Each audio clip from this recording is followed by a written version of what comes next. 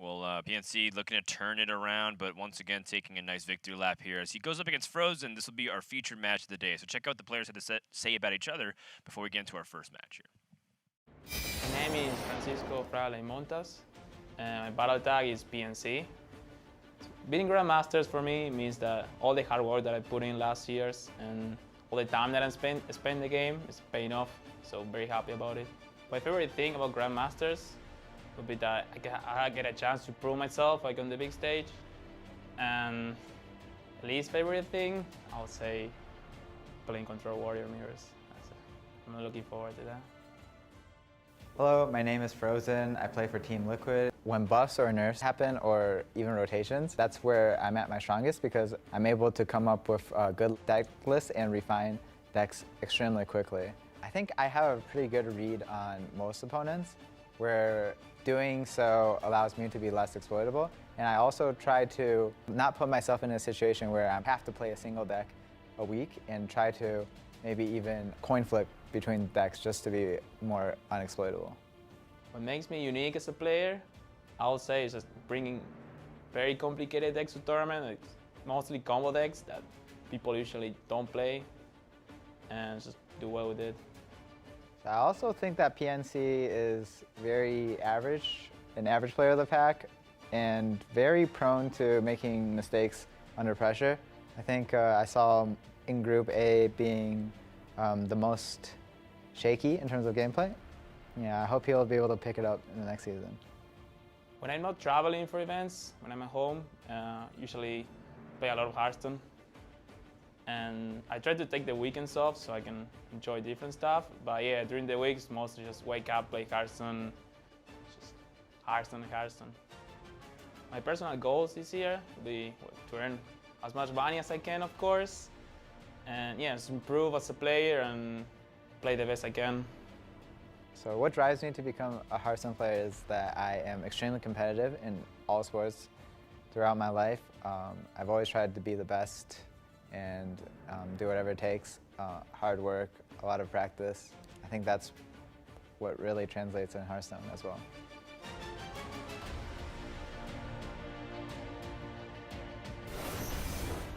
Fr0zen versus PNC. Heard some of the updated thoughts from Fr0zen as we got a chance to sit down with him at the Masters Tour Las Vegas, which is the halfway point of Season 1. And he was saying that PNC looked really shaky. Hope that he can pick it up for Season 2.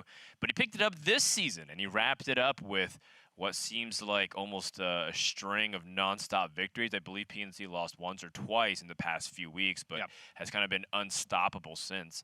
And what a turnaround it has been. PNC shaping up a lot of his play. Seems like he's calmed down a lot. And more importantly, I think he fixed some of his internet issues. I think that was definitely some of the point of frustration for him, because sometimes he's a player that likes to think about things and rope it out. And consequently, if you have a shaky internet connection, then you're prone to not finishing your turn. That's right. And that does cause mistakes. And that actually even ended up having like PNC miss lethal, or just like not play cards, or just even miss like a hero power, like a hunter hero power that he just needed to go phase. Yeah, it was kind of a rough beginning, but did turn it around. And one of his goals this season was to win as much money as possible. And that's pretty much what's on the line right now. Is every single match of Grandmasters, if you win, you get $500 additional on top of your base Grandmasters pay. That's a lot, TJ. It is. I mean, we often contextualize earnings especially when it comes to players who are also streamers, and you kind of think about it. And to some people, $500 may not feel like a lot, especially if they have a giant fan base, say like Dog, for example. But on the opposite end, there are some regions where this goes a long way. Clento has told me that he's earned enough money to retire for life in Ukraine, but he competes because he loves the thrill of it, and more importantly, because Clento wants to like use the money to like invest in his family, and like I think he told me that he bought like a house for his mother, for example, which is very cheap apparently, because that is basically the equivalent of me paying a year of property taxes in California.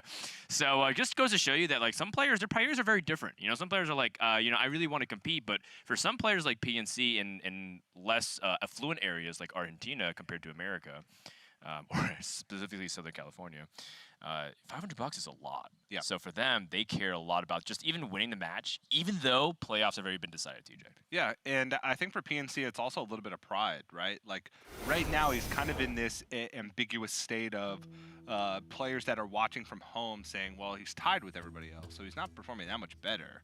He's winning on tiebreakers, which is hard for us to contextualize.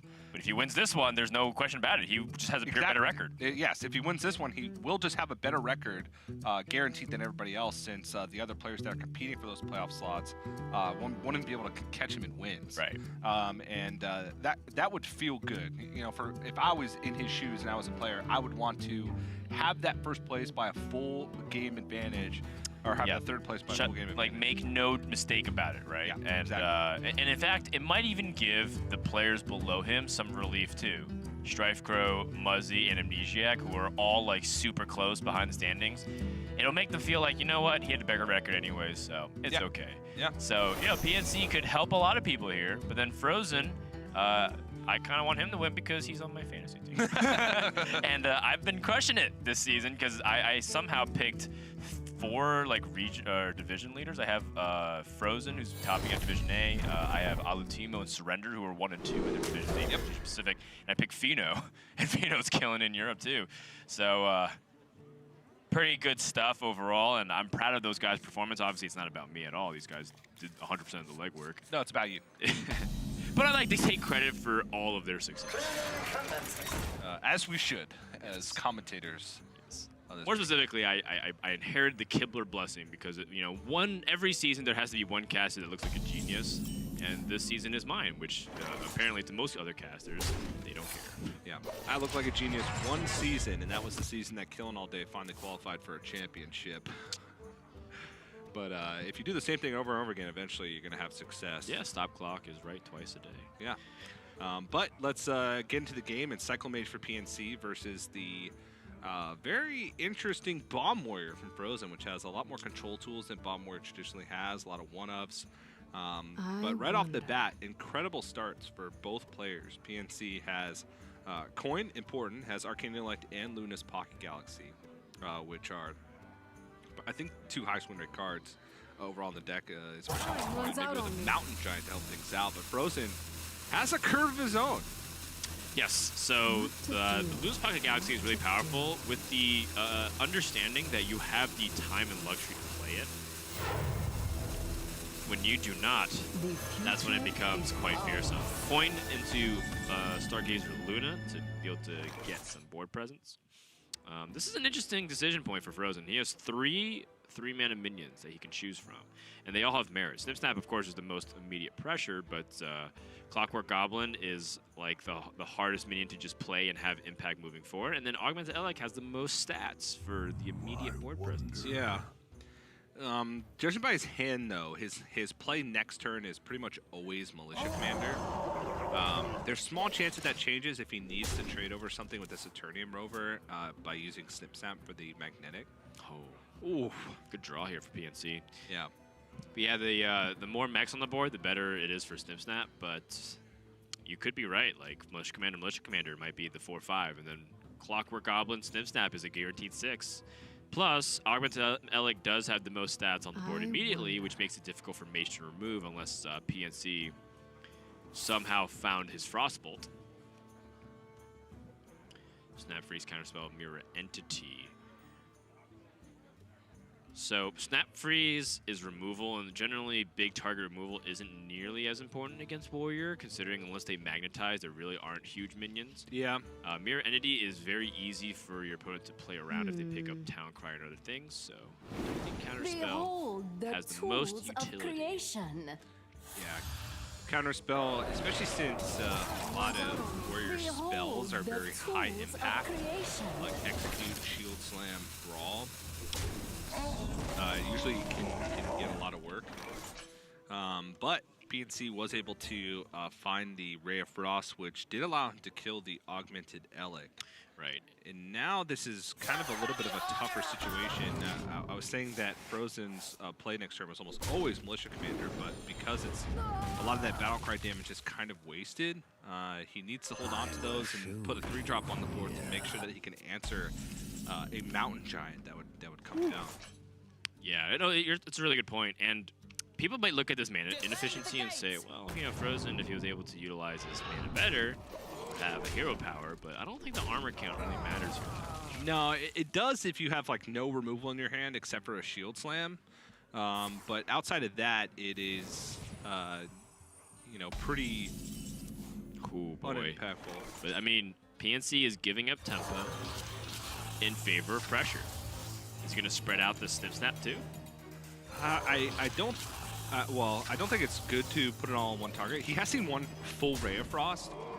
So that's, you know, merit to put something on a big target, but having the spread target, multiple attacks is important against Mage because of Ray of Frost, and because you just want to be able to remove like Giants really efficiently.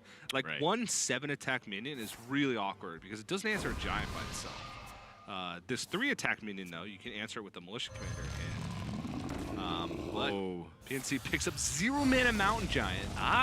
Is he just dead? Hold on. 8, 9, 10. Oh, he's 1 off. I think you just Super Collider. Yeah, Super Collider here. Don't rush, but no Grave Horrors. And that is a risk that you run. And remember, PNC decided to take it very slow, and the Warriors trying to punish. And that one of Super Collider in the first primary deck here for Fr0zen. Yeah, such an interesting deck. 1 Warpath, an Execute, a Weapons Project, 1 Brawl, and 1 Super Collider. It's got like checks for everything. Yes. It seems like Fr0zen and Dog, who both submitted the same list this week, just wanted their primary deck to have like a consistent game plan against every deck. And both in their winter interviews yesterday, they talked about how they wanted Warrior as a safe pick this weekend. And they built their primary deck to mirror that thought process with their class selection. Like, well, Warriors are a consistent deck, so let me build my primary deck to be, you know, kind of a jack of all trades type of deck, which is working out for him since Fr0zen looks like he's about to take game 1. They both took victories yesterday. Yeah, we made a not so humorous joke about him playing Reno Warrior and in terms of the style of deck, but part of what made like Reno decks back then really powerful was just their assortment of, you know, the Batman belt, having a toolkit that they could just use. PNC running out of time on the rope once again, kind of needs to be able to go a little faster here. Yeah. And Fr0zen close to winning. I mean, he can actually even add in pressure here and very subtly go for the win by attacking with the Super Collider and holding the Wrench Caliber in the hand. How many cards was PNC at last turn? Because if he could have started off with Arcane Elect and picked up the Sorcerer's Apprentice, he could have had the 3-2 on the board and done a lot more things. Right. Because the Ray of Frost would have been free. Oh my goodness gracious. All right. Well, the 1 bomb in the deck ends up being drawn. PNC had already drawn through more than half his deck at that point, so not the most unlikely, but it was kind of just getting the game over with that was almost certainly lost from the get-go. I mean, he would have had to stabilize the board, he would have had to heal, and he would have had to dodge bombs the rest of the game. And that seems really improbable. And more importantly, that was a really big win for Fr0zen.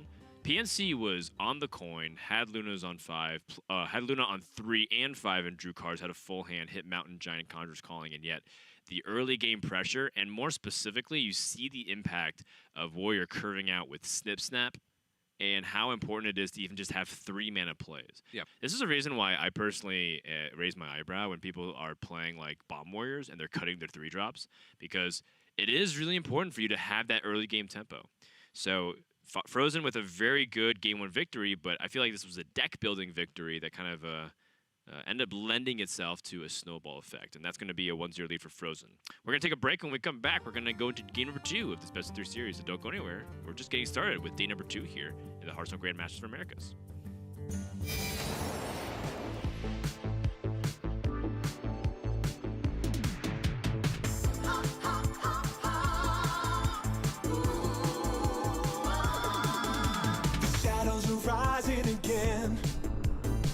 darker than they've ever been. As evil descends from the skies, the world cries out, how will we survive? Out of the hall of explorers, and up from the dusty tombs, they grab their whips and fedoras.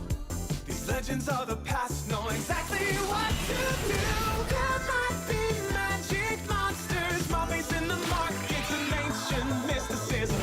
There's surely scorching deserts, adventure, monster of narcissism.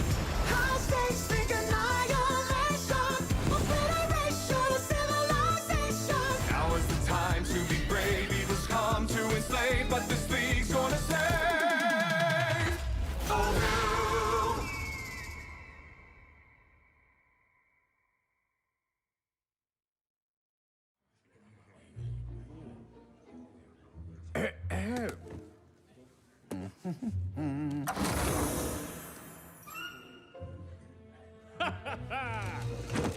Well met, friend. Ooh. Let's get this over with.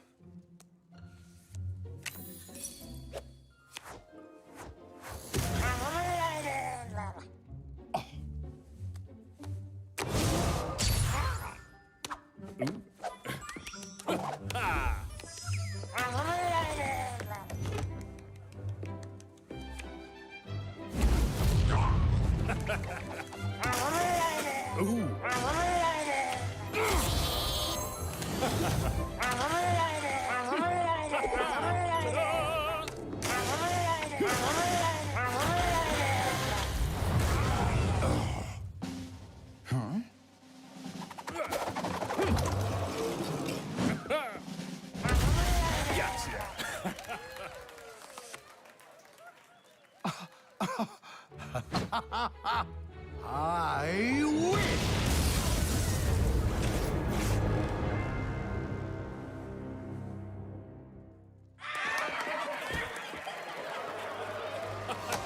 Oh, what an amazing game! Oh, well played!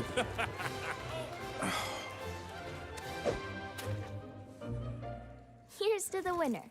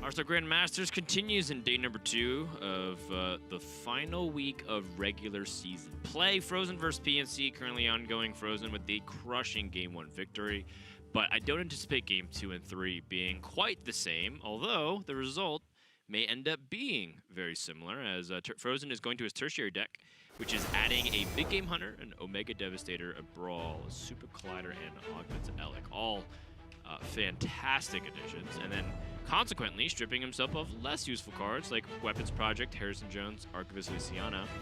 But he is removing Eternium Rovers, which, you know, was fairly impactful that previous game. Yeah, and we see this happen a lot, and I still agree with it. Because if you look at the rest of the cards in the deck, it's tough to find another card to remove. But the benefit of Fr0zen having such like a jack of all trades for a flexible primary deck, he's able to add pretty much every card that he could ever want in this matchup in that tertiary. I think this is kind of like the leanest, best version of the mage bomb warrior deck possible, because he's got 2 ofs of all of the major removals, and of course just like all of the 3-drops that are impactful in this matchup. So I definitely like what Fr0zen and Dog have done this week with their decks. Yeah, it's a very nice, specific response to the concentrated metagame. People who look at Dog and Fr0zen's deck list, it's a little bit less advisable to bring it to a ladder environment or even just an open cup, because the field is much wider. Yeah. You're going to run into hunters, as you see in Asia Pacific. You will run into, you know, the occasional like Mech Paladin and Holy Wrath Paladin, or like the Murloc Shaman, which is like fairly popular as well. All that kind of stuff really messes with like your normal package. So Yeah. Remember that this is Fr0zen and Dog's preparation in particular for Grandmasters. Yeah. Not just like the specialist meta. Like cutting a warpath is something that you don't really have the luxury to do Yeah. in any other environment outside of something that's not solved, but very close to solved with Grandmasters, where the widest deck you can imagine going against is Rogue, which will tech very greedy in their secondary / tertiary deck. So Yeah, just look at you know, like Token Druid. You're like, you go up against one Token Druid, like, oh, I don't have Warpath. Oh wait, I lose. yeah. So you have to be really careful about that. Now, focusing back onto this game here, another pair of Clockwork Goblins and Militia Commanders find their way into Fr0zen's hand, but Fr0zen does have the Blastmaster Boom, which is very powerful. And PNC, again, recognizing that he doesn't want to just hero power and like pretty much pass versus Fr0zen here. He'd rather just be proactive and try to find the plays that can help him survive, and more importantly, win the board. He does have the ability to use a Ray of Frost to gain 3 life here, but he'd be trading the first half of it, and it doesn't reduce his hand size. Fr0zen has the Militia Commander on curve as an opportunity here, and I think he wants to keep the pressure mounting. He does have to be mindful of the opponent's possibilities, but PNC went first, so he can't giant into Conjurer's Calling. He would have to have the element of evocation on top of that. Yeah. Which is a possibility. I mean, it's especially with all these cards drawn and pretty weak early plays from PNC. But I also, a small thing, but I do like the Ray of Frost on a 3-1 instead of the 3-3. Reason being is because if Fr0zen had Snip Snap, his ideal target would be the 3-1 to protect it from future ping. And Fr0zen would want to Snip Snap on a target that can attack right away, which means that he would likely put it on whatever wasn't Fr0zen. So by freezing the 3-1, you ensure that you'll be able to ping it off at some juncture. Yeah, it's a very good point. Yeah, those like small little technical plays is very thrilling to the hardcore competitive players, but to many people who like will look at it and they say, oh, it just doesn't really matter which one you choose. And you know, the truth is, at this level, it does matter. Yeah. Because Fr0zen, if he had that Snip Snap, would have been put in that situation where he would have had to either choose that miss damage or protect his minion. Yep. And every point of damage matters, and Ray of Frost is blocking 3 damage no matter which way you slice it. So little things to think about. Fr0zen on this turn can go for either Militia Commander or Dynomatic. Either way, he trades in his 3-3. Militia Commander floats a mana but allows him to keep around his 1-2. Dynomatic is more mana efficient, and it's a harder card to use because if there's more than one minion on the board, you can't guarantee the spread of the damage. So I think I like the Dynomatic better in this situation just because Militia Commander is more flexible and more mana cost, and because the damage is guaranteed 5 one turn instead of split across in future turns. Yeah, and also, I mean, if you just look at what remains on the board, if Fr0zen used the Militia Commander, not only would it be floating a mana, but it'd be a 1-2 left on the board. Yeah. A 3-4 is much better. If he picks up Snip Snap off the top, he can play it twice. I think Fr0zen's most likely edging towards a Wrench Caliber, so he can improve his Blastmaster Boom. Wonder. But, you know, you just want to make sure that if you do end up drawing, like, the ideal top deck, then how do you react to that?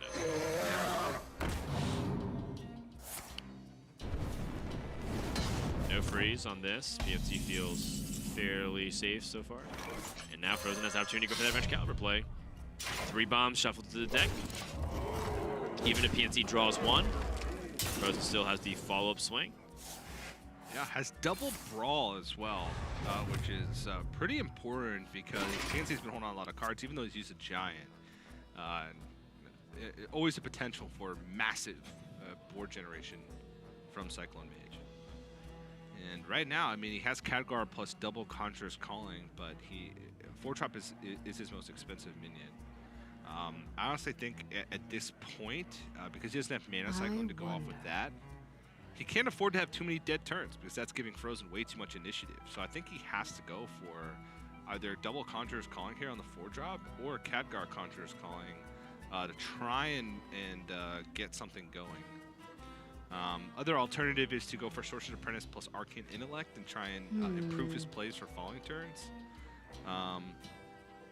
Could even follow that up with Conjurer's Calling if he feels like he doesn't have enough board presence going into the possible Blast Match. Runs out on me. Someday I'll be just like you. Looks like he's going to try and improve his plays with Arcane Intellect, Magic Trick, and Banana Buffoon picked up.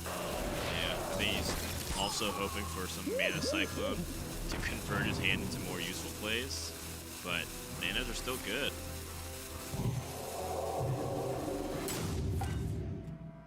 Uh-oh. Flashes of PNC in the past, perhaps? Yeah. Okay, got the attack. At least he got the attack at the very end. Yeah.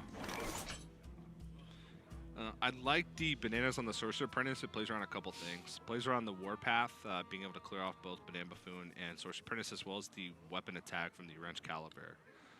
It doesn't play too much into Super Collider, especially since Fr0zen's very unlikely to play Super Collider in this board. It doesn't clear off anything, and also he'd override a charge with Wrench Caliber. So for Fr0zen here, it's about, should I swing Wrench Caliber face and net the 3 damage? Do I trade in a Banana Buffoon? No matter which way you slice it, Blast Master Boom's coming down this turn. Yeah, it just has the most stats. You put out 12, 12, and then each of those boom bots deal damage. And when you start thinking about it like that, you start understanding like why this card feels so insane. Yeah. And PNC picks up Ray of Frost. It's a really nice tool. You can find Frost Nova. He'll be in a pretty decent spot, I'd say. Yeah, Shooting Star allows him to clear out 3 boom bots in one fell swoop, but yeah, I kind of wonder how much PNC wants to fight back here. I think there's a lot of merit for PNC to try and go for Conjurer's Calling onto minions and try to win the board that way. But he does have to be mindful of the brawls. But let's say, for example, he went he finished clearing the board with some combination of Pure Power or Shooting Stars.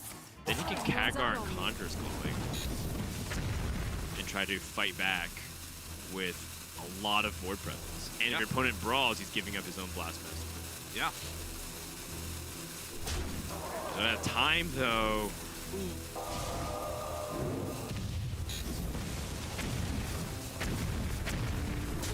Oh, see, because he ran out of time, he wasn't able to identify how much life he had, and so he went for the Conjurer's Calling on these 2 drops.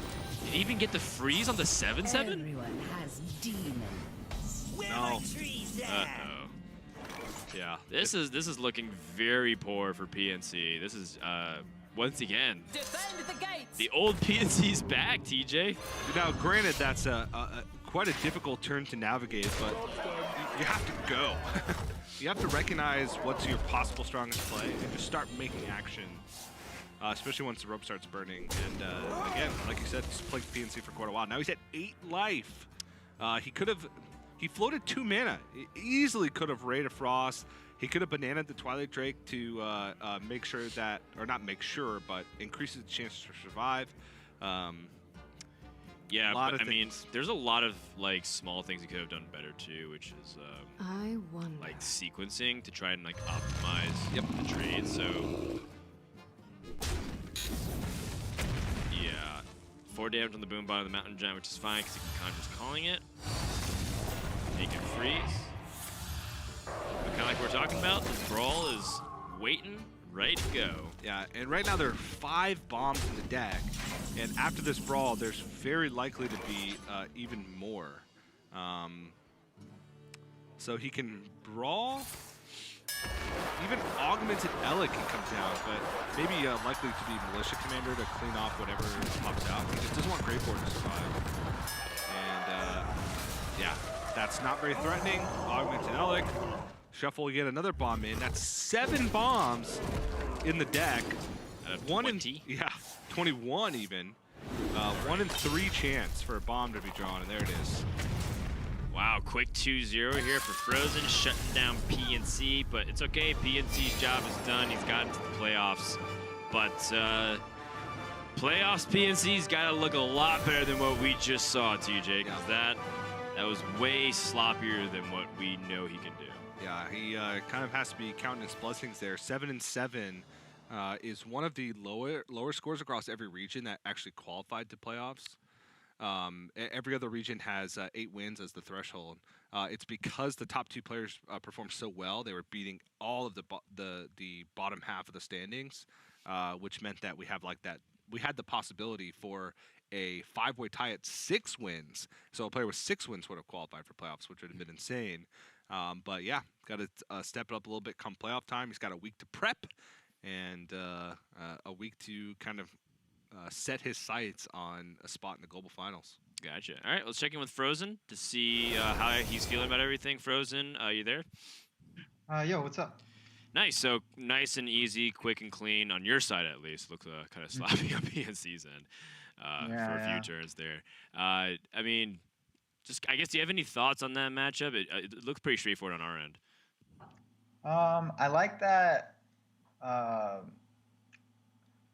I mean, I had some really, really good hands. I had the minion curves, and then with good follow-up later on, like game 1 I had the Snip Snap, game 2 I had the Dr. Boom.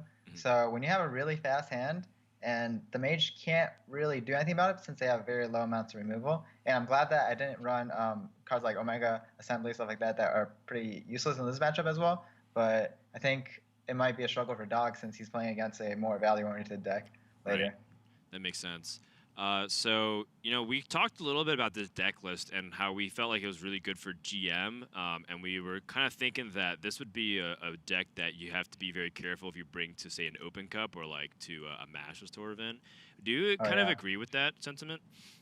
Yeah, because we really were trying to predict what our opponents were bringing, but even then, I think if you play the matchups really well and you have a really good Warrior side deck, like a really, really good one, which we may or may not have, you can offset the game 1 disadvantage.